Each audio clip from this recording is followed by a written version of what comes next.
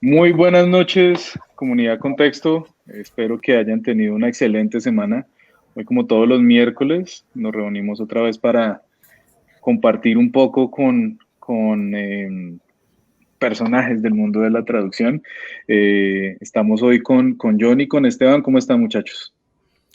Muy Bien, bien, bien, muy bien, bien. muy bien. Hola a todos. Qué bueno estar aquí de nuevo otra vez. Y hola, Esmeralda. Y Hola, hola, John. Hola, Sergio y Esteban. no te había olvidado, quería presentarte con todos los bombos y platillos. Hoy tenemos a una súper invitada, la youtuber de la traducción, que nos va a contar un poquito sobre ella, sobre su creación de contenido y pues, como lo dice el tema de la presentación de hoy, un poquito sobre la traducción médica. Entonces, voy a dejar que tú nos cuentes un poquito de ti y que te presentes con toda la comunidad. Ok, pues bueno, muchísimas gracias por la invitación, Sergio, John y Esteban. Y bueno, soy Esmeralda Morandera Santa María, soy traductora experta en el campo de la medicina, ya llevo aproximadamente 4 años en ese campo y además de estar teniendo clientes en esa rama, también en YouTube comparto videos con referente al mundo de la traducción médica y además de otros temas obviamente relacionados a nuestro campo. Entonces ha sido todo un reto el poder compartir todo ese conocimiento, porque el conocimiento en general es infinito. Entonces, el compartir en específicamente lo del mundo de la traducción médica, pues sí llega a ser un poco de trabajo, porque hay tanto que compartir que yo creo que no me alcanzaría toda la vida para poder compartirlo. Entonces, además de que soy traductora, pues ya lo mencioné, genero contenido en un canal de YouTube que se llama La Brújula del Traductor, en donde ayudo a los colegas y a los futuros colegas a que se inserten en el mundo de la traducción en general, específicamente en el mundo de la traducción médica, y también hay darles consejos sobre marketing, sobre tarifas, sobre cómo hacer un buen currículum, una carta de presentación, cotizaciones, etcétera. Entonces, los temas son bastante amplios y bueno, pues ahí estamos generando contenido para la comunidad. Y bueno, lo hice a raíz de que yo cuando salí de la universidad, pues no había contenido en YouTube, a pesar de que ya estaba YouTube como plataforma, pues no había contenido con referente a ese tema. Entonces, para mí fue complicado conseguir los primeros clientes, insertarme en el mundo laboral. Entonces, viendo yo lo que pasé, pues decidí yo ayudar a otros futuros colegas y a gente que ya está en el campo, pues a conocer nuevas herramientas, ¿no? Entonces, pues ahí estamos generando el contenido y siempre ayudando. Oye, Esmeralda, qué chévere todo lo que nos cuentas. Y sí, la verdad es que la traducción da para todo, ¿no? El conocimiento es Sí. infinito, es cierto. Y uno tiene que como que buscar lo que le gusta o una especialización específica como para encaminarse en un tema. Y bueno, nos alegra mucho tenerte aquí el día de hoy y que nos Gracias, cuentes. gracias. Claro que sí, bienvenida, y que nos cuentes sobre la brújula del traductor y todo lo que estás haciendo. También los invitamos a que visiten el canal de Esmeralda. Y bueno, lo que tú cuentas de cuando saliste de la universidad y no había contenido, y también la dificultad de conseguir ese primer trabajo, ¿verdad? Eso es, yo creo que todos hemos pasado por eso y a todos nos interesa muchísimo saber de ese tema. Nos gustaría que nos contaras si Sí. tú eres traductor independiente o tienes empresa, o si has pensado en crear empresa, pues ya que nos comentas esto. Sí, no, yo soy traductor independiente y conforme a lo que tú dices de crear una empresa, una agencia de traducción, no es mi objetivo. Lo que estoy yo creando y que ya está dando sus primeros pasos es una academia de traducción, específicamente de cursos de traducción médica. Entonces, por el momento yo estoy de manera independiente y tengo mis clientes directos y tengo esta academia porque detecté la necesidad de que aquí, específicamente en México, que es donde me encuentro, no hay cursos de traducción médica. Yo tomé cursos de traducción en el campo de la medicina, pero los tuve que tomar específicamente en España. Entonces, desde luego el cambio de moneda siempre pega. Entonces, a raíz de eso y que me fue también difícil para mí encontrar cursos aquí en mi país, tener que buscar en otro país, que obviamente los cursos se adaptan a sus regulaciones, a lo que el gobierno pide, etcétera, pues obviamente sí te ayuda, pero obviamente sabes que estás conociendo las regulaciones de otro país, ¿no? Entonces, a raíz de eso, yo creé un curso de traducción médica y estoy ya generando mi academia. Entonces, esas son los dos proyectos en los que estoy. Los clientes, atención a los clientes directos que tengo y mi academia, desde luego. Otra cosa que nos parece súper interesante es que pues sabemos el flujo de trabajo que puede llegar a tener un traductor Sí. y a nosotros nos llama muchísimo la atención la creación de contenidos. Me gustaría que de pronto ahondáramos un poquito más ahí porque vemos que hay creadores de contenidos para todo. Sí. Inclusive, según entiendo, la industria más grande de creación de contenidos son los videojuegos. Yo tal vez ya estoy muy viejo, pero veo a mi cuñadito que tiene 15 años y él ve contenido de gente jugando videojuegos, o sea, ni siquiera lo juega, sino que ve gente jugándolo. Ya probablemente estoy outdated. Pero digamos que volviendo al tema, ¿por qué viste esa necesidad de crear contenidos? ¿Fue algo como catártico, como algo que te ayudaba a sacar lo que tú tenías o querías compartir cosas o querías, ¿cuál fue eso que te impulsó a crear contenidos? Sí, lo que me impulsó fue a raíz de que detecté que no había en su momento, cuando me di cuenta de que no había cursos de traducción médica, de repente fue como este flechazo de luz, de esas ideas que te llegan de repente, y dije, oye, no hay contenido de traducción en YouTube. Y creo que es en general lo que hablábamos antes fuera del aire, ¿no? Yo me puse a buscar contenido de traducción en inglés o en francés y hay muy, muy pocos canales, por decirlo contados, ¿no? Entonces yo me puse a buscar en YouTube y sí hay personas que hablan sobre que son traductores y todo, pero su contenido va hacia otra parte, ¿no? Cuentan un poco así de ellos, de personas que saben un idioma y que se dedican a la traducción, pero ya después comentan otra cuestión, ¿no? Que nada tiene que ver, ¿no? Hay otros canales también de interpretación, pero un poco más enfocado al inglés, de cuestiones como de cómo aprender un idioma, pero así específicamente en traducción no. Entonces, a partir de que me di cuenta de que había una necesidad de traducción médica, fue como casi al mismo tiempo a la par que me llegó como este flechazo de luz, por decirlo así, de generar contenido, ¿no? De cómo hace falta que des tu contenido con referente a la traducción, que no hay, ¿no? Entonces empecé a hacer mis primeros videos, que si vieran los primeros a comparación ahorita, pues no, nada que ver. Entonces, obviamente tomé cursos sobre YouTube, entender la plataforma, cómo hacer el marketing y todo, para poder generar contenido. Y a raíz de eso, pues mucha gente, que es lo que también me motiva muchísimo, es que les ha servido mucho el canal, de que con los videos pues han aprendido a hacer cotizaciones, a establecer sus tarifas, a conseguir universidades o entrar a universidades que ofrezcan la carrera de traducción, porque realmente cuando yo salí, que esto fue como en el 2010, 2011, pues no había nada de contenido, ¿no? Entonces vi esa necesidad y bueno, ya que YouTube está al alcance de todos y en un clic, pues digo, aprovechar esa generación de contenido para ayudar a alguien más, porque a mí sí me fue difícil conseguir el primer cliente, saber en dónde buscar, qué opciones hay para poder estudiar alguna especialidad. A mí sí me costó trabajo, entonces dije, si yo pasé por eso, pues también hay otros colegas atrás que también están pasando por lo mismo, ¿no? Entonces esta parte de compartir el contenido y de compartir lo que yo sé y he aprendido con los pasos de los años, pues es lo que me motiva a mí para poder generar más contenido dentro del canal. Ahí también, digamos que me llama un poquito la atención lo que nos dice es que hay muy poco contenido de traductores en YouTube. Otra vez, las cosas están como ahí, aprender es muy fácil hoy en día, no es como antes.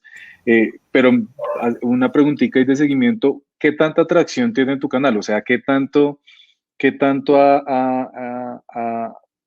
pues por un lado sabemos que ha ayudado a gente, pero ¿qué tanto la gente busca ese contenido? Porque pues claramente si sigues generando contenido y la gente lo sigue buscando, de hecho, como decía Esteban, los invitamos a que vean los videos de Esmeralda, son muy chéveres, pero sí me gustaría saber qué tanta movimiento ha tenido tu canal, y cómo ha evolucionado. Ha evolucionado. El primer año, pues sí, empecé a generar contenido, empecé a generar como 70, 80 suscriptores. El canal va variando de acuerdo a las estadísticas. Hay una aplicación que se llama TubeBuddy, donde tú puedes poner las palabras clave, es decir, las palabras que busca la gente. Entonces, obviamente es temporal, ¿no? Ahorita, por ejemplo, hay temas que son trend topic y que la gente busca más, pero lo que yo estoy generando es contenido que siempre se va a buscar. Entonces, en cuanto a tu pregunta, los temas llegan a variar, ¿no? Podrá ser que ahora a gente le interese buscar en qué universidades estudiar traducción y a lo mejor el próximo mes les interese saber sobre tarifas. O sea, es muy volátil y muy variado en cuanto a la búsqueda que hacen las personas, pero hay palabras claves o palabras que busca la gente para enterarse sobre traducción. Ahora, como es un mercado de nicho, obviamente no lo puedes comparar, como tú bien decías, con los videojuegos. Los videojuegos, pues es una industria que genera más dinero que el cine, entonces, pues ese es otro mundo, ¿no? Entonces, si comparamos mi canal con algún canal en YouTube sobre videojuegos, pues nada que ver, ¿no? Pero no, a mí en mi objetivo, mi foco no es tanto en cuántos seguidores tengo, que siempre es importante, ¿no? Porque recibes tu placa de YouTube, entonces siempre es emocionante recibir tu placa de YouTube, ¿no? Digo, claro, no lo desconozco tampoco, no es un objetivo principal, vaya, ¿no? Sino mi objetivo es ayudar al mayor número de personas, ¿no? Y eso se ve reflejado también en los comentarios. Desde luego las visitas, pues son visitas ahí promedio también. Sí, no, y te lo preguntaba no tanto como midamos qué tan fuerte, sino precisamente porque sabemos que, de hecho, nosotros y acá en Colombia tenemos mucha sed de aprender y queremos aprender muchísimo, pero pues, y está, por ejemplo, canales como el tuyo disponibles y pues sí, claro, chéverísimo aprovecharlo. Tal vez también es un poquito falta de conocimiento de que esto existe y pues también para eso ese espacio. Creo que Esteban tenía una pregunta. Sí, claro. No, pues no sé, nos emociona mucho que nos cuentes todo eso del canal, porque la verdad es que sí hacen falta esos contenidos, sobre todo en idioma español. Y sí, total, le sirve a todos nos va a servir muchísimo todo lo que tú publicas, así que nuevamente los invitamos a visitarlo. Y bueno, yo sé que tú hablas de temas como el mercadeo y cómo conseguir el primer cliente y todo eso, pero tú en tu carrera te especializaste en traducción médica, ¿verdad? ¿Por qué esa elección? ¿Qué te llevó a tomar esa decisión de especializarte en traducción médica? Sí, fue bastante interesante porque cuando yo estaba en la carrera yo no tenía ni idea de en qué especializarme, ¿no? En cada cuatrimestre, porque en la carrera cada cuatrimestre nos daban talleres distintos de legal, que esa fue casi la mayor parte de la carrera, automotriz, petroquímica, etcétera. Pero en los últimos 2 cuatrimestres o 3 nos dieron el taller de traducción médica, entonces a mí me fascinó, me encantó muchísimo, además el maestro era experto en esa área y todo el material que nos traía realmente me fascinó a mí. A partir de eso, pues yo empecé a buscar en dónde especializarme, por eso les comentaba yo al principio que tomé varios cursos de traducción médica porque ese era mi foco, ¿no? Y me interesó sin siquiera yo saber si era de alta demanda o no. Estoy diciendo que cuando yo salí empecé yo a buscar primero mis primeros clientes para ya después empezar a ganar desde luego dinero y empezar a formarme en traducción médica. Pero esto te digo yo sin pensarlo, ni investigar, ni preguntar, o sea, realmente cuando yo salí de la universidad, salí y creo que también mis compañeros, que ahora son también mis colegas, pues también íbamos en cero, porque no te decían, oye, ¿dónde investigar? ¿En dónde te puedes anunciar? ¿En dónde puedes conseguir clientes? Oye, ¿qué plataformas hay? ¿No? Y además estamos hablando del 2010, entonces creo que todavía la tecnología no estaba como ahora, ¿no? Y además, pues los maestros que tenían nos hablaban desde su experiencia, ¿no? De que conseguían clientes pues con recomendaciones, con buscar directamente al cliente, algún cliente en específico que les interesaba trabajar con ellos, pues iban directamente y les mandaban correos y eso, pero no al mundo en el que está ahorita. Quizá a lo mejor ahorita la comunidad que está aquí en Facebook dirá, ¿cómo que no sabían en dónde anunciarse? ¿Cómo, no? No tenía LinkedIn el nivel que tiene ahorita. Ahorita ya está agregando historias. En ese momento, nada. O sea, yo iba realmente en blanco. Pero a raíz de que tuve el taller de traducción médica, fue que me atrapó la especialidad y desde ahí me empecé a enfocar en ese campo, ¿no? Y bueno, tengo clientes desde luego en esa área. Súper. Claro.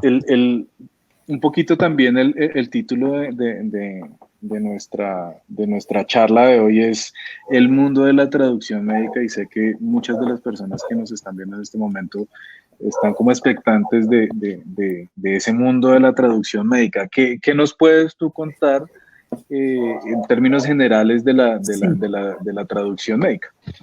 Híjole, aspectos muy importantes, pero que he detectado yo ahora con el curso que he lanzado y con los estudiantes que he tenido en cada edición, es que hay que tener muchísimo cuidado con la terminología médica. Hay muchos estudiantes y también gente que se quiere enfocar en la traducción médica que cae en estas trampas de los calcos. Y además de eso, ¿cómo debes de tener fuentes confiables para poder investigar? A veces las investigaciones de un término que tú haces, pues a lo mejor no se adapta para el texto. Y muy bien lo dice Fernando A. Navarro, es un supergurú en el mundo de la traducción médica. Él tiene un diccionario de términos médicos de inglés a español, y muchas de las veces te da la definición y te dice por qué se utiliza ese término en el campo médico, pero muchas veces tú estás en el texto y tú consideras que lo que te está diciendo no se adapta para el texto. Entonces eso, yo cuando salí de la universidad yo no tenía ni idea, ¿no? Yo sabía que tenía que buscar en el diccionario, y ese término que salía en el diccionario pues es el que iba en el texto, pero ahora conforme la experiencia y en este curso que he tenido a los estudiantes me he dado cuenta de que, y también aprendiendo, porque el conocimiento es infinito, yo también formándome, me he dado cuenta que a pesar de que están los diccionarios y que te dan los términos, muchas de las veces ese término no es adecuado para el texto que específicamente que tú estás traduciendo. Entonces, considero dos aspectos importantes, es que tengan muchísimo cuidado con los calcos, falsos amigos, con la terminología, y que investiguen en fuentes confiables y que tengan este pensamiento crítico y analítico de que el término muchas veces no es el adecuado para ese texto. Entonces, creo que esos son en general los conceptos, además, pues todo lo que involucra la traducción médica, ¿no? Ya decía yo, los falsos amigos, los calcos, la sinonimia de términos, los epónimos, que tienen nombres de investigadores que le dieron, vaya la redundancia, su nombre a la enfermedad y tiene un nombre en Francia y en Italia lo descubrieron otro, entonces ¿cuál lo utilizas? Realmente es fascinante el mundo, y pues tienes tú que, conforme la marcha y conforme vas teniendo clientes y vas adquiriendo conocimiento, pues detectando qué cosas vas aprendiendo y qué cosas debes de cambiar y qué cosas no. Entonces, sí es complejo, y creo que también en cualquier área la terminología es importante, pero aquí en el campo médico, pues hay que tener el doble o el triple de cuidado, porque va de por medio la vida de una persona. Entonces, imagínate traducir un término inadecuado en un prospecto de medicamento, que es esta información que viene acompañada del fármaco, y que no la traduzcas bien o que la traduzcas mal, pues va de por medio la vida del paciente. Entonces, sí hay que tener muchísimo cuidado. Creo que eso es lo más importante en este campo. Hola, Esmeralda. Bueno, oye, muchísimas gracias. Tengo curiosidad, ya que nos estás hablando pues, de todo esto que puede ocurrir cuando uno está traduciendo un texto médico. ¿Qué diccionario o qué fuente recomendarías tú al traductor junior que se inicia en el campo de la traducción médica? Híjole, de base sería el diccionario de Fernando A. Navarro, que se llama Diccionario de Dudas Críticas de Inglés a Español de Medicina, así se llama. Yo en su momento lo compré, estaba en digital, es un súper diccionario, está así de gordo. No sé si esté en Amazon en versión físico, creo, no estoy muy segura que esté, creo que en versión digital. Ese es un super diccionario que es como la Biblia, o sea, ese es el que tienen que tener sí o sí. Y las otras dos fuentes que a mí también me ha ayudado es la página Tremédica, que es de una sociedad que formaron traductores y redactores científicos. Es una página española, Tremédica, y también Cosnautas. No recuerdo en cuál de las dos publica, creo que es en Cosnautas, si no me equivoco, que publica también Fernando A. Navarro, con referente al aspecto de la medicina. Hay recursos gratuitos en ambas, pero para que puedas para que tengas más bien acceso a todos sus recursos, pues tienes que pagar una membresía. La gran ventaja es que pues ponen los precios de acuerdo a tu zona geográfica, entonces hay precios para Europa, precios para Latinoamérica, precios para América, que es Estados Unidos y Canadá. Entonces son muy buenas esas fuentes, porque pues ahí puedes tú consultar específicamente en Cosnautas, hay un foro donde puedes hacer preguntas de algún término, y bueno, hay traductores con más expertise que tú que te pueden ayudar, esas dos. Y también está Fernando A. Navarro en Twitter, que contesta, también lo pueden seguir. Yo solamente le hice una pregunta en Twitter y me contestó, entonces no sé si lo haga siempre o no, entonces creo que con suerte no lo sé, yo comparto mi experiencia, también está en Twitter como Fernando A. Navarro. Y él también ahí comparte muchísima información de recursos, de noticias. Entonces, esas son las tres fuentes que deben de tener sí o sí. Y Tremédica y Cosnalta tienen recursos gratuitos, entonces pueden checar algunas cosas que les interesen y ya si quieren ahondar más en el tema, pues sí, tienen que pagar la suscripción. Perfecto, Súper. muchísimas gracias. Yo tenía una pregunta también con respecto a eso. Ahorita hablando un poquito de que nos contabas de cómo tiene cierto nombre en Francia y cierto nombre en España y cierto... pensaría uno que la medicina es como la matemática, ¿no? Que yo digo uno en Colombia y es el mismo uno en México y el mismo uno en Brasil, ¿sí? Con eso de pronto también para entender, ¿hay cierto tipo de localización también en la traducción médica? Respecto a localización, sí entiendo tu punto, pero es nada más referente en los epónimos. Los epónimos son nombres de las enfermedades que se descubren, ¿no? Entonces, pues, llega a suceder que, por ejemplo, poniendo el caso, que en Francia tiene el nombre una enfermedad que se descubrió y en Italia al mismo tiempo tiene el nombre de otro descubridor. Entonces, ¿qué haces ahí? ¿No? Tienen nombres distintos, que esos son los epónimos, los nombres que se le dan a las enfermedades, síndromes o padecimientos, ¿no? Como por ejemplo el Alzheimer. Ese sería un epónimo. Desconozco, porque no lo sé, si tenga otro nombre en algún otro país. Entonces, esa es una de las dificultades que tú tienes, que tú debes de determinar qué haces, o le pones el nombre de uno o del otro, ¿no? Ahí como primera opción yo sería preguntarle al cliente, ¿con cuál quieres? Yo tengo dos, ¿no? Y puede ser que el texto vaya para un público diferente donde no conozcan el nombre de este que le dio el nombre a esa enfermedad, a ese padecimiento, entonces no va a checar, no va a ser atípico. Entonces, tanto en la localización, pues no, porque tienen nombres distintos, pero de que hay términos que van surgiendo nuevamente con esto del COVID y todo, que nuevos términos que van saliendo, pues sí es un poco complejo en ese aspecto de poder encontrar una traducción para algún idioma, como en este caso en el español, pero tanto así como de localización, no. Eso también va a variar qué tipo de texto es en dado caso, ¿no? Si es un texto, por ejemplo, muy especializado, pues tienes que bajar el registro, pero no es tanto de localización. Hasta ahorita a mí no me ha tocado, con clientes que tengo, hacer algo como de localización o algo como adaptado a un mercado específico fuera de México, ¿no? Entonces... No sé si a lo mejor probablemente haya colegas que estén en el campo médico y que les haya tocado un texto que lo tengan que localizar o adaptar a un país o a una cultura, quizá probablemente sí se haya dado el caso. A mí en particular no me ha tocado, pero puede suceder, no lo niego, ¿no? Sí, yo creo que a veces, discúlpame Esteban, lo que sí, por ejemplo, y tenía otra preguntita relacionada con eso, porque sí en algún momento trabajé en una traducción médica y lo que sí me di cuenta en algunas cosas es que los medicamentos sí casi que son localizados, ¿no? Es decir, en el momento de trabajar con antibióticos en Colombia, no son normalmente los mismos que utilizan en Estados Unidos, por ejemplo. Los antibióticos son diferentes o tienen nombres diferentes. Entonces, tal vez ahí sí pueda haber un poquito de localización. Un poco, sí. Lo que llega a suceder es que todos los medicamentos y el compuesto activo que tienen los medicamentos, pues tienen nombre científico, ¿no? Y tienen ya un nombre internacional, por decirlo así. Un ejemplo es el acetaminofeno, ¿no? Que es el paracetamol. Entonces, yo te digo acetaminofeno, pues no lo vas a conocer, ¿no? Paracetamol quizá en Colombia tenga otro nombre. Entonces, están los nombres con nomenclatura, la química, el compuesto activo que tiene el medicamento, que es un nombre para todos y es un único nombre, perdón, pero también está el nombre comercial que le dan las mismas farmacéuticas. Entonces puede ser que aquí le pongan, quizá en México, paracetamol y en Colombia le pongan otro nombre, ¿no? Entonces creo que muchas de las cosas es por el nombre de marca o de medicamentos, el nombre comercial que les dan.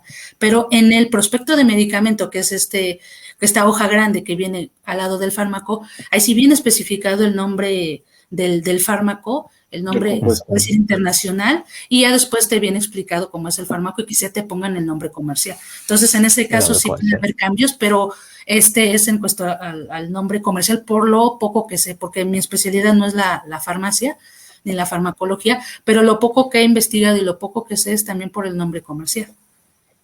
Sí, y ahorita tú estabas hablando cuando hablábamos de cómo hacer las traducciones, hablabas de el COVID, pero me hiciste acordar que en una traducción yo no sabía si poner la COVID o el COVID, entonces como que me puse a investigar.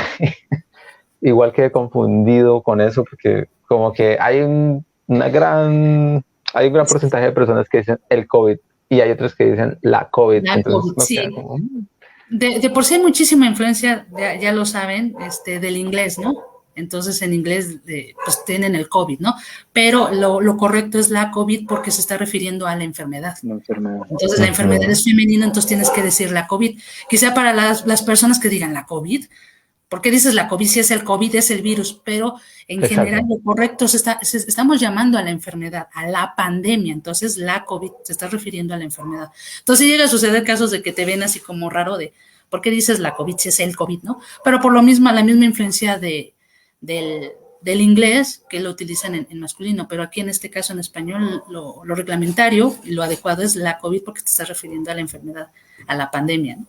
Entonces, quizá a lo mejor, yo tampoco me ha tocado traducir textos referente a la pandemia ni nada por el estilo, pero sí leo de colegas que sí les ha tocado que el cliente les dice, pues tú pon en el texto el COVID.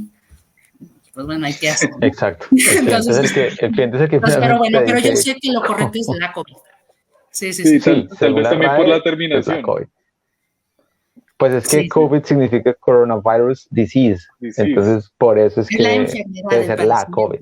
Exacto. La enfermedad del coronavirus, sí. Exacto. Sí, y yo pienso que también es porque no es común ver un sustantivo femenino que termine en D, ¿sí? Entonces, como que se acostumbra uno también, que... puede ser, ¿no?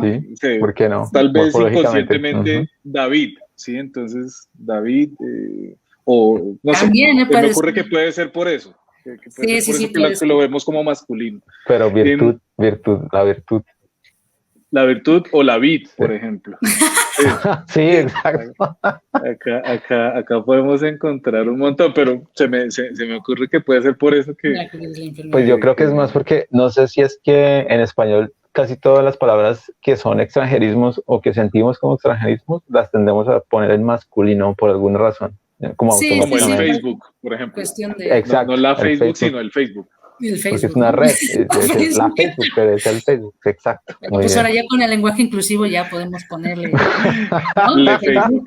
Facebook, ¿no? Ay, no. Puede ser, ¿no? Facebook, ¿no? Para no excluir a nadie, ¿no? Que también es otro tema. Eso es otro tema muy larguito. Muy complejo, sí, muy complejo. Ese es otro K-Life completo. Esmeralda, también queríamos preguntarte un poquito sobre, tú te metiste en el tema de la traducción médica y pues sabemos que es uno de los campos de la traducción más complejos que hay. Queríamos que nos contaras un poquito también de esos desafíos que te has encontrado. ¿Qué ha sido lo más complicado con lo que te has tenido que enfrentar? Sí, lo más complicado, digo, no se me viene a la cabeza algo, pero sí un texto en el que traduje, no recuerdo lo que era, pero me costó trabajo la terminología en general, era un texto semi-especializado, creo era de diabetes o algo así, y fue un poco complejo buscar la terminología, a pesar de que era la diabetes y que podías pensar que pues la diabetes es un tema general, como era un artículo semi-especializado, sí me costó un poco la terminología, ¿no?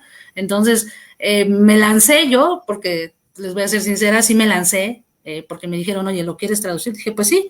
Les digo, oye, tengo poco conocimiento en el aspecto de la diabetes, lo que conocía yo, pero me dijeron, bueno, pues entonces te lo asignamos, y sí fue un poco complejo en buscar cuestiones referente a la diabetes, porque era investigación sobre cómo ha avanzado la enfermedad y cosas por el estilo, entonces sí me fue complejo, y a pesar de que no tenía yo el expertise de ese tema en concreto, pues sí me costó trabajo la terminología, pero bueno, lo que me ayudó, uno fue preguntarle al cliente, antes yo no era así, o sea, yo me quedaba con las dudas y lo que yo suponía, pero realmente eso no era lo adecuado. Yo cualquier duda que tenía le preguntaba al cliente.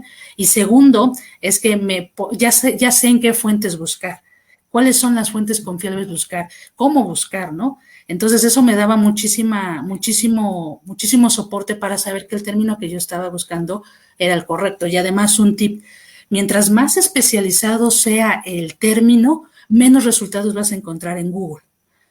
Entonces ese es un tip. Entonces, si yo encontraba dos equivalencias para el mismo término, yo me daba cuenta en el número de resultados. Si uno tenía 23,000 y el otro tenía 50, pues obviamente el que tiene 50 es el más utilizado.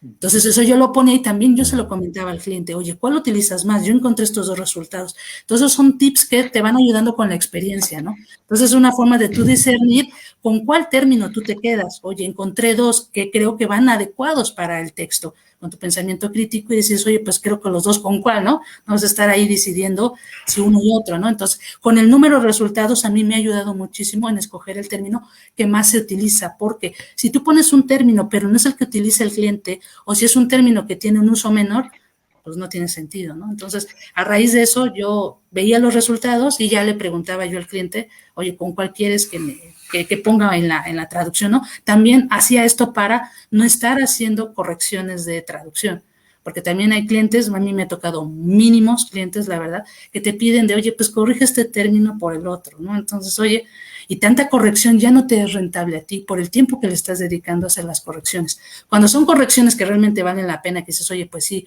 quizá a lo mejor fue un error o algo así, dices, lo haces, ¿no? Pero cuando ya son correcciones porque al cliente le gusta una palabra, un término, de capricho, pues ya te evitas ese tiempo de estar invirtiendo en que te diga, oye, pues corrígeme la traducción. Entonces, un consejo que le doy aquí a la comunidad en Facebook de Contexto es que siempre pregunten, que no les dé pena preguntar, porque pueden decir, es que el cliente, a lo mejor el cliente se va a molestar que le esté pregunte y pregunte, pero más vale preguntar y no suponer ni creer, porque te puede decir el cliente, bueno, ¿y por qué no me preguntaste, no?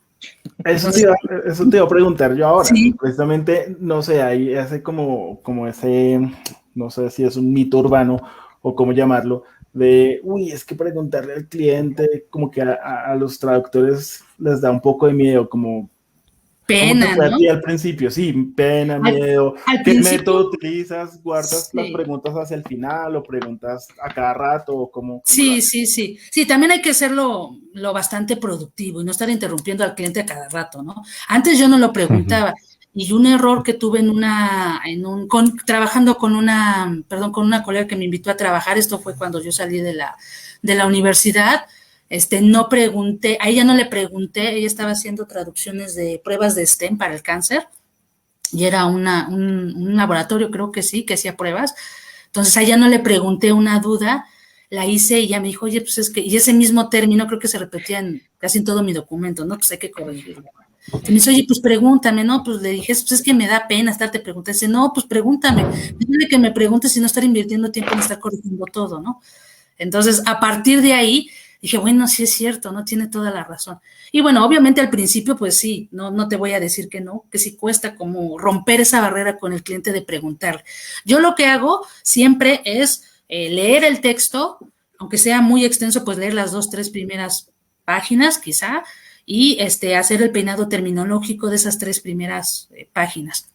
Y ya sobre eso ya hago preguntas en concreto, preguntas que me cuesten trabajo, que sé que me puede ayudar el cliente. Porque si son preguntas terminológicas y es porque no quiero buscar, pues ahí empezamos mal, ¿no? Son dudas que dices, oye, no sé, creo que esto me puede ayudar al cliente a decírmelo, ¿no? Ya sea un término, alguna cuestión que requiera el texto. Entonces yo las junto todas esas dudas y ya se las pregunto, ya sea por chat, ya sea por correo, por Telegram o por WhatsApp, para que sea también productivo y preguntarle todas esas dudas. Oye, tengo ya estas dudas, ¿me las puedes resolver? Ah, sí, ¿no? Y ya después, oye, volvieron a salir quizá otro bloque de dudas, ¿no? Pero que sea lo menos posible estar, no interrumpir al cliente, no interrumpirlo tanto, sino que sea productivo y no estarle llamando a cada rato, ¿no? Que a lo mejor sean 2 veces que le hables, pero ya con dudas concretas y que sean todas tus dudas y no estarle preguntando a cada rato, porque también llega a ser molesto, ¿no?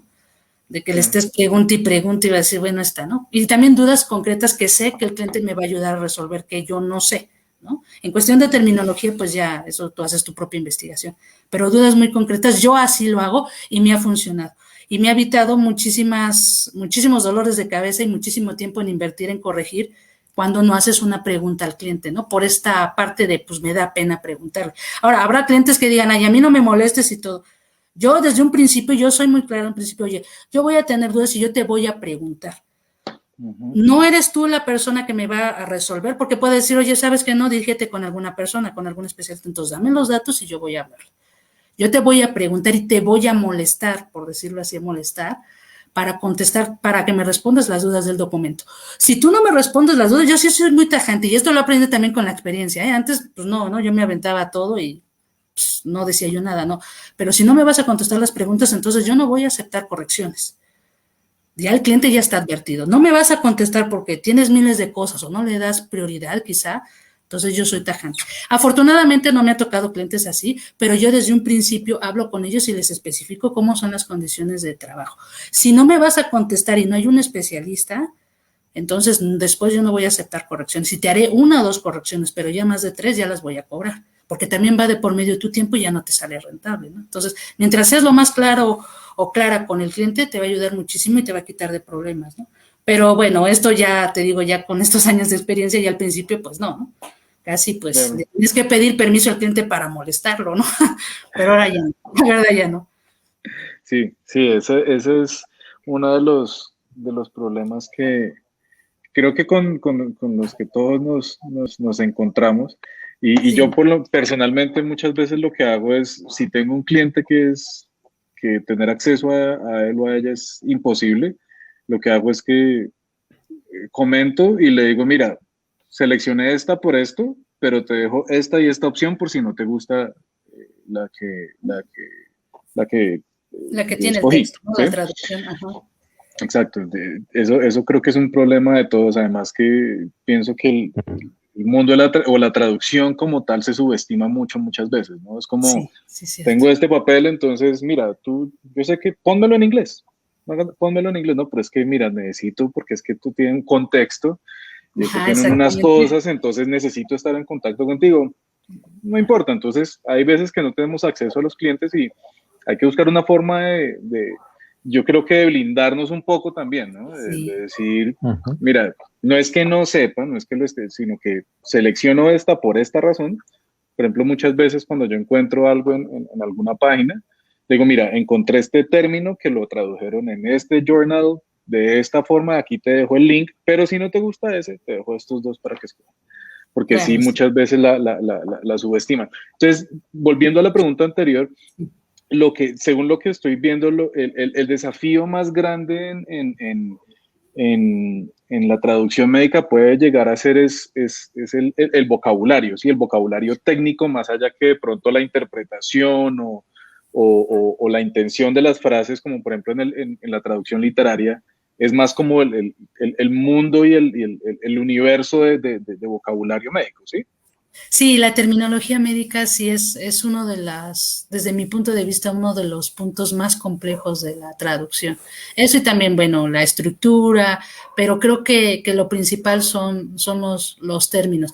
Y si no tienes una experiencia, no te empapas del tema, o no investigas, ¿no? Porque quizá a lo mejor no, como yo lo comentaba, no tenía yo experiencia en este tema con referente a la diabetes, pero pues siempre tienes herramientas para investigar, ¿no? Y también creo que eso también es como una limitante, porque yo también al principio lo tenía, de oye, pues no me voy a lanzar a traducir cierto tipo de textos, ¿no? Porque no los conozco. Eso sí es real, o sea, si no lo conoces, si no sabes de traducción médica, pues no te puedes lanzar, ¿no? Pero ya con un poco de experiencia, ya pues a veces también hay que tomar desafíos y retos, ¿no? Decirte, oye, me lanzo. ¿Por qué? Porque no podemos saber todo de todo, pero tienes herramientas de dónde investigar, de cómo investigar, ¿no? Y eso siempre te va a dar con la experiencia y con que te formes. Siempre la formación, el conocer y aprender de alguien más, porque siempre va a haber alguien que sepa más que tú en tu misma área, pues eso te va a ayudar a cómo investigar. Entonces, Una pregunta ahí. Tienes el internet para investigarlo, ¿no? Y una pregunta ahí ya que lo estás nombrando, Sí. y es que, ¿qué dirías tú que sería como el primer acercamiento en términos de textos para empezar a tener experiencia en traducción médica? Es decir, tú me dices, John, tradúcete, no sé, un ensayo clínico o estás muy avanzado si no tengo experiencia? Sí, los ensayos clínicos yo médico. siento que son avanzados. A mí no me ha tocado en mi expertise en el ensayo clínico, en el protocolo clínico. Yo te diría que para que empieces en el mundo de la traducción médica, que empieces paso a paso, ¿no? Un escalón por uno. Entonces sería lo primero los artículos de divulgación general, que no es un tema que necesites tú un conocimiento, un expertise para que te vayas adentrando. Porque si quizá te doy un texto especializado, por ejemplo, sobre enfermedades renales, un artículo de investigación sobre enfermedades renales, y no tienes el conocimiento, pues te va a ser muy complicado, va a ser complejo para ti poderlo traducir, ¿no? Porque necesitas tener un conocimiento, que alguien te explique, que sea cómo funciona el riñón, etcétera, ¿no? Entonces, cuando son especializados, ya hay ciertos textos que son especializados que muy bien puedes investigar en internet, que quizá a lo mejor tengas algún colega o algún conocido que sea doctor y que te explique, porque sí, muchas de las veces sí hace falta que te expliquen, porque no entiendes, pero cuando ya son temas muy, muy especializados, pues sí ya debes de tener un conocimiento previo, ¿no? Porque por mucho que investigues, habrá cosas que a lo mejor no le entiendas, el funcionamiento del organismo, la célula, el tejido, entonces vas a necesitar que alguien te lo explique, ¿no? Y creo que no nada más sucede en la medicina, sucede en todos los casos. Si no hay nadie que te explique el sistema, cómo funciona, te va a ser muy complicado entenderlo, o lo puedes entender de otra forma, ¿no? Entonces ya empiezan ahí los contrasentidos. Entonces, creo que para iniciarte en el mundo de la traducción empiezas por artículos de divulgación general, que van para revistas como, por ejemplo, Muy Interesante, y todas esas que dices, oye, no requieren de un conocimiento previo y que te van a ir adentrando a eso. Y aún así hay textos que sí presentan desafíos, ¿no? Pero bueno, no son tantos como un especializado. Ah, listo. Ahí, Entonces ya entiendo entonces lo de tu curso, porque ya estuve mirando tu página web del curso y claro, y yo dije, Sí, bueno, pues voy a encontrar ya de al ensayo clínico y no, lo que estás ofreciendo es traduce tu primer artículo de divulgación médica sí, y creo que hay una promoción para las personas claro, que están escritas aquí en Comunidad en Contexto, contexto. ¿no? Sí, sí, claro que sí. Cuéntanos. Esta promoción es de un 80% de descuento a todos los miembros que les interese estar en el mundo de la traducción médica. Es Wow. un curso que dura dos semanas, entonces está sumamente corto. Las lecciones son en video, así es que las vas a poder ver desde donde quieras y las veces que quieras. Y si hay 4 ejercicios para traducir, la práctica es aquí el foco que yo también le doy al curso. Y son artículos obviamente de diferentes temas, pero de divulgación general. La gran ventaja y el beneficio que tienes es que pues tienes una retroalimentación de tu traducción.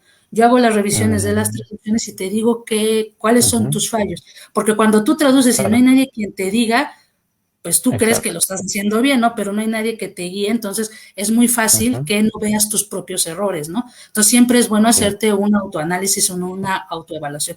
Entonces la retroalimentación sirve muchísimo para corregir y mejorar, que ese es el punto importante como profesionales, que siempre mejores constantemente. Entonces son cuatro textos que debes de traducir, 2 por semana.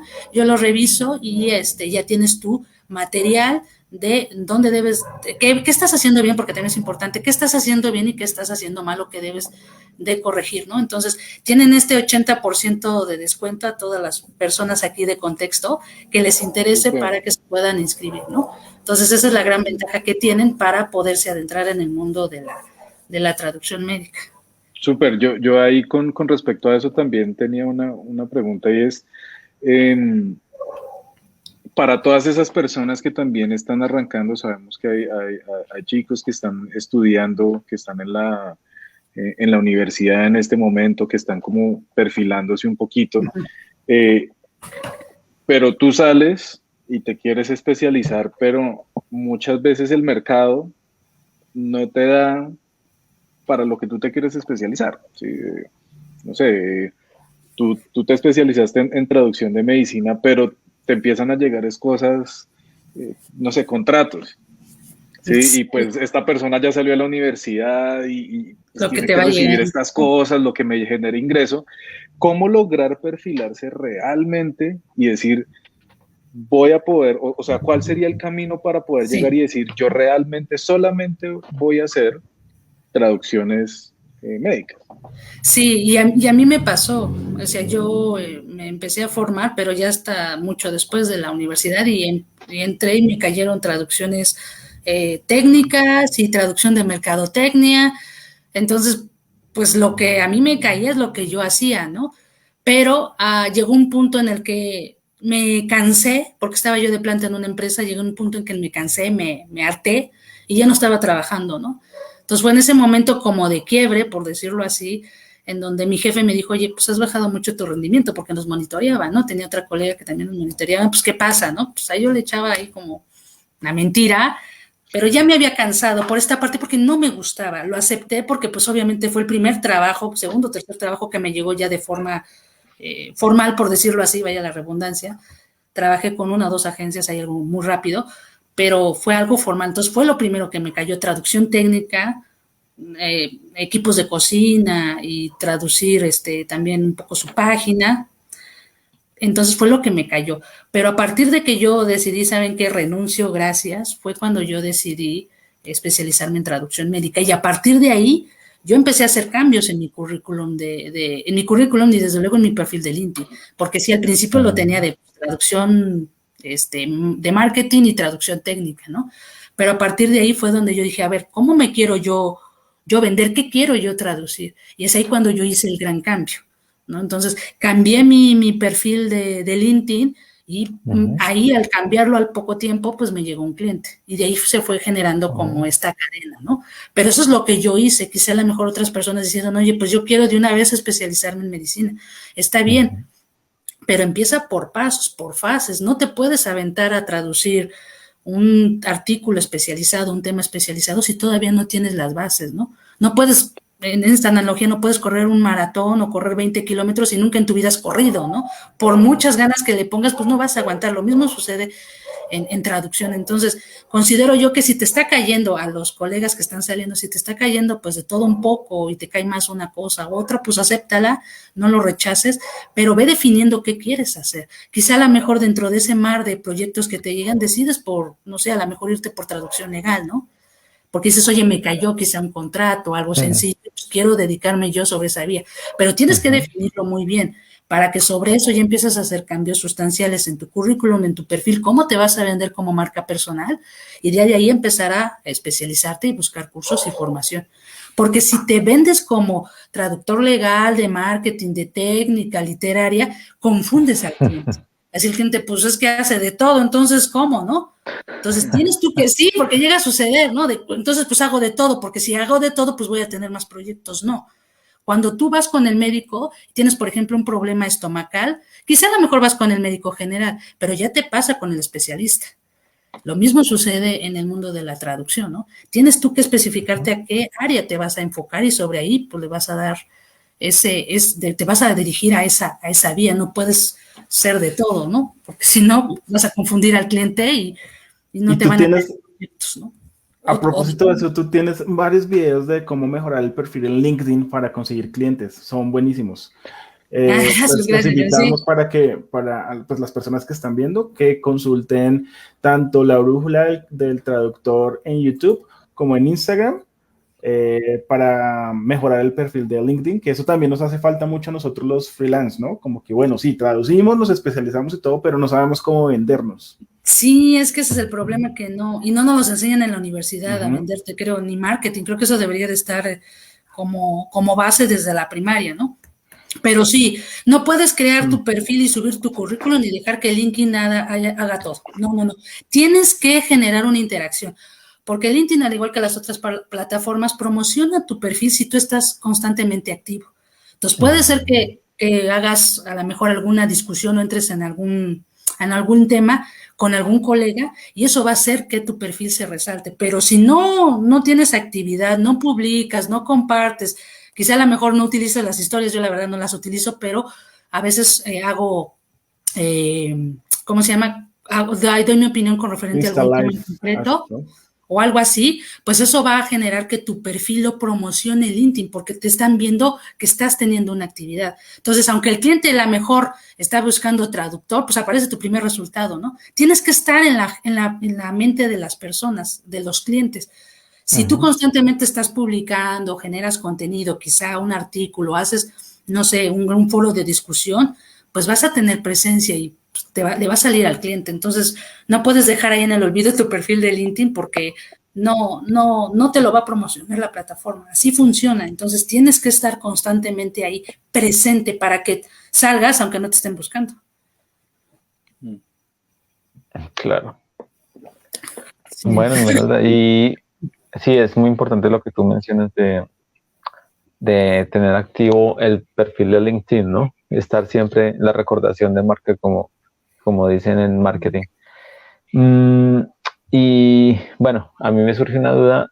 Sí. Y es, como traductora independiente, ¿cómo haces para conseguir esos primeros clientes? Porque mucha gente estudia traducción, hace los cursos, pero entonces dicen, estoy dando clases clases de inglés porque pues no tengo nada. Entonces, Claro.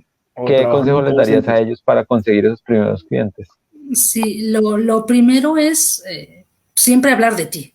O sea, tú no sabes quién está escuchando, ¿no? Entonces, quizá en el ejemplo que ponías, Esteban, oye, pues estoy dando clases de inglés, pues a la misma familia, pues coméntale que tú eres traductora, ¿no? Y que traduces. Tú no sabes quién está escuchando, ¿no? Y el otro consejo es que lo que decía, pues que tengas una presencia en LinkedIn. Yo no tenía actividad en LinkedIn y me importaba LinkedIn, nada que ver. No le veía yo como productividad ni le veía yo resultados.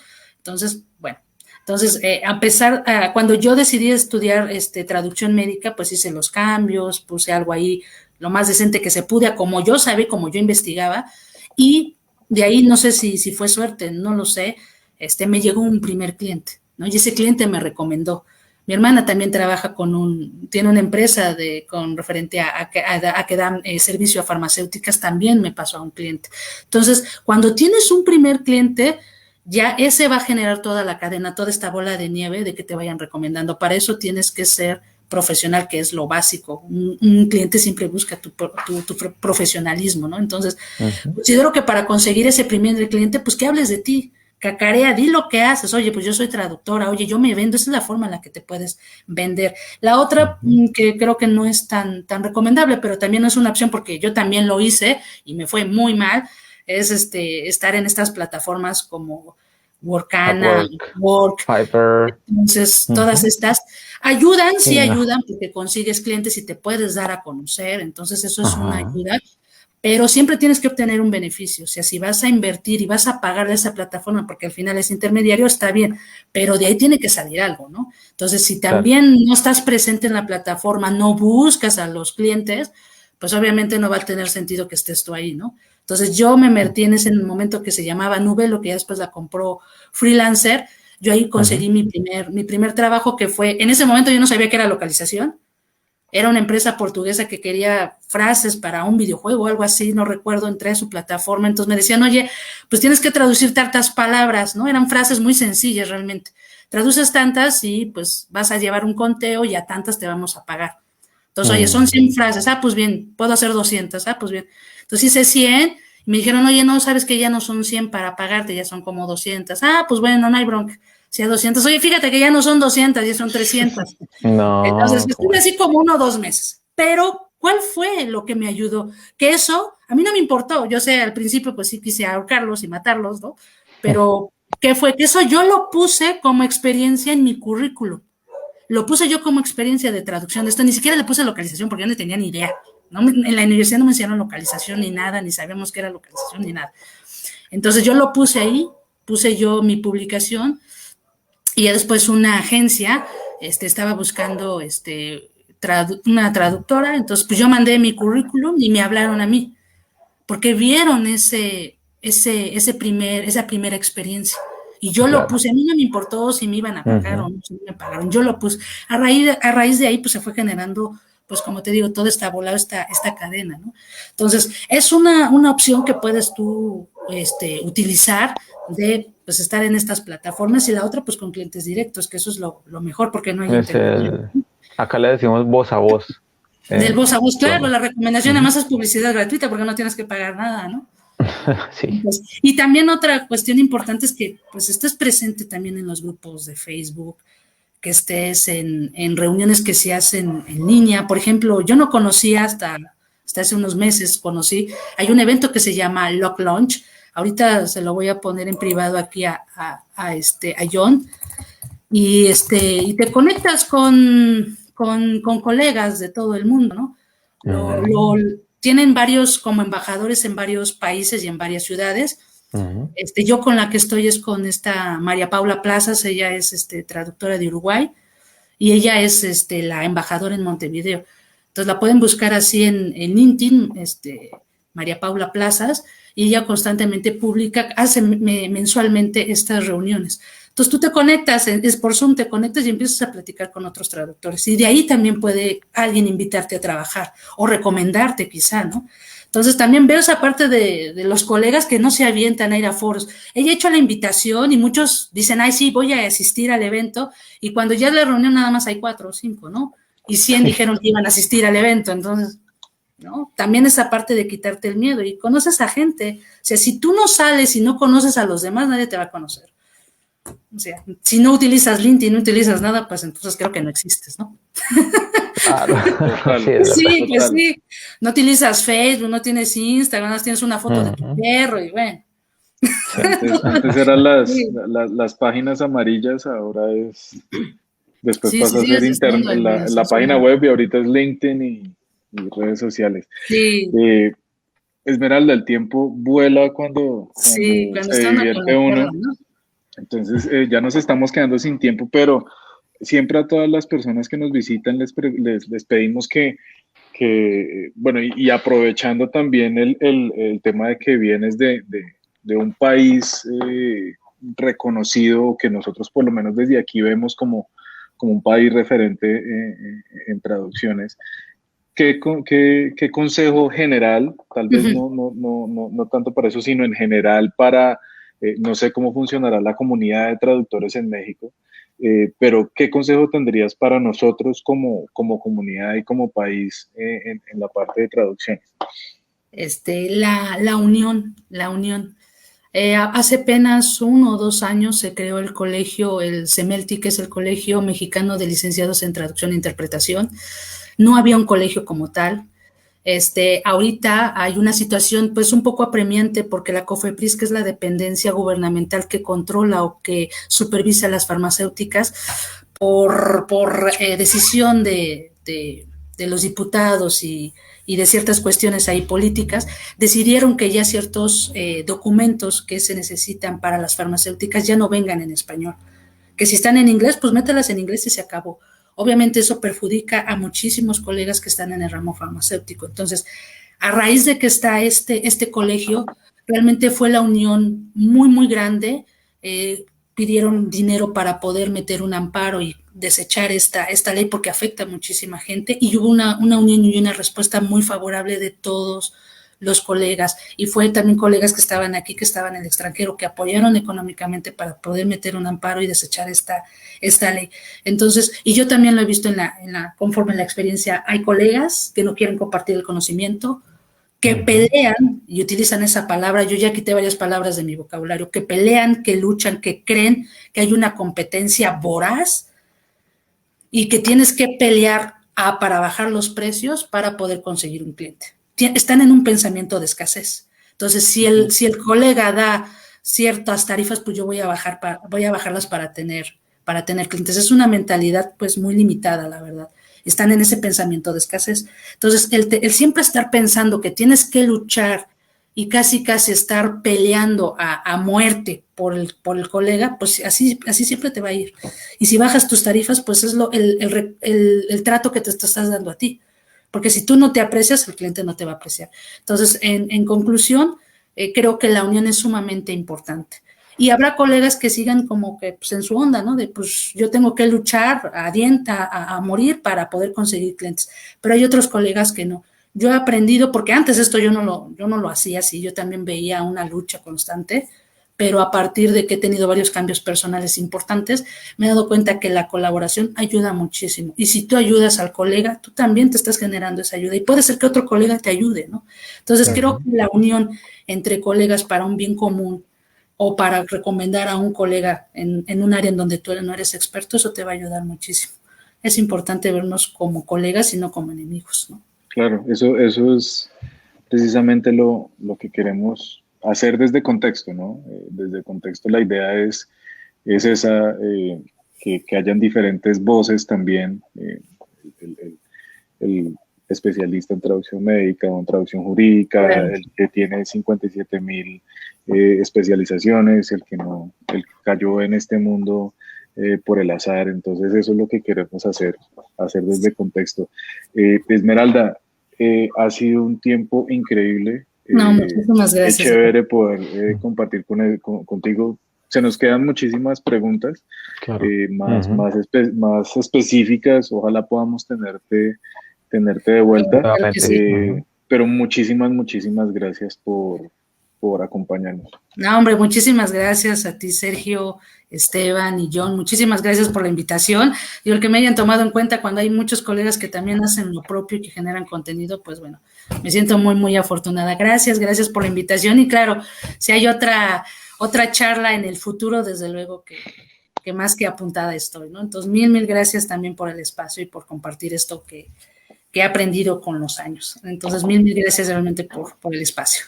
No, muchísimas gracias a ti y bueno, que te vaya muy bien con el curso. Muchísimas gracias. Recuerden todos que tienen un 80% de descuento. Así es. Por ser miembros de Contexto. Entonces, ahí ya está en el chat el link para que vayan y visiten la página de Esmeralda y si se animan de una vez, pues tienen 80% de descuento. Así es. Aprovechenlo ahora o callen para siempre. Exactamente. Bueno, Esmeralda, muchas gracias. Que estés muy bien. Gracias, chicos. Realmente fue un gusto. Y a ustedes les comento que la próxima semana tendremos a la Asociación Nacional de Traductores e Intérpretes Oficiales de Colombia. Ya tuvimos a la ACTI. Esta vez vamos a tener a la Asociación de Traductores e Intérpretes Oficiales y bueno, los esperamos dentro de 8 días. Vamos a hacer un pequeño ajuste en los horarios. Salimos normalmente a las 8 de la noche, pero creo que vamos a empezar a conectarnos a las 8:30 de la noche, que es como el horario premium, según las métricas estas de Facebook, ¿no? Entonces subimos un poquito la hora, pero igual ahí vamos a estar. Y Esmeralda, de nuevo, muchísimas gracias. Gracias a ustedes. Bye. Muchas gracias, muchachos. Nos vemos dentro de 8 días. Nos vemos. Bye.